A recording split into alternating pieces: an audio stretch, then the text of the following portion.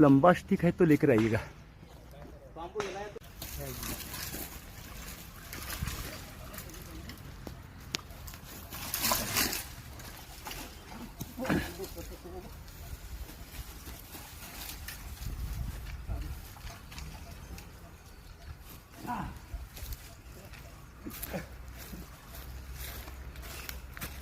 Mobile मध्ये किती आलं माहित नाही, पण निवासस्थान आहे जिल्हाधिकारी साहेबांचं बेळगावचे।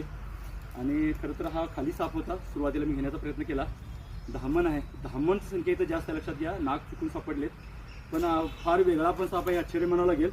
आणि असे कमी साप सापडतात, म्हणजे रंगामध्ये तफावत, फण्याच्या आकारावरची पाठीमागची बाजूची त्याची तफावत फार कमी असते। पण धामणमध्ये ह्याच्या चेहऱ्याला म्हणजे काहीतरी कलर केल्यास का वाटतं तुम्हाला लक्ष देऊन बघितला तर।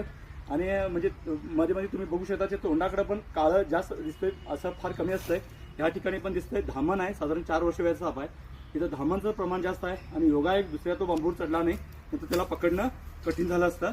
आणि इथले कर्मचारी आहेत, पोलीस अधिकारी आहेत, त्यांनी मला बोलवलं।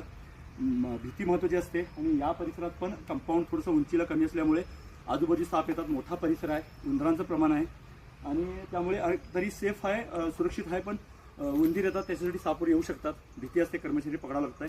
शांत साप आहे थोडा म्हणावं लागेल।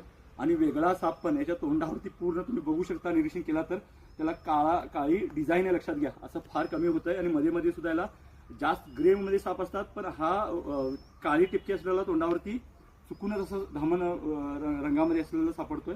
असा हा धामण जातीचा बिनविषारी साप आहे। जिल्हाधिकारी जे निवासस्थान आहे त्यांच्या इथं हा आरामात म्हणजे आरामात म्हणावं लागेल, कारण खाली आला म्हणून तो पकडणं कठीण झालं असतं। झाडावरती ते फार चपाळ्याने चढतात, अतिशय वेगवान पण हा साप आहे, त्याच्यापासून काही धोका नाही।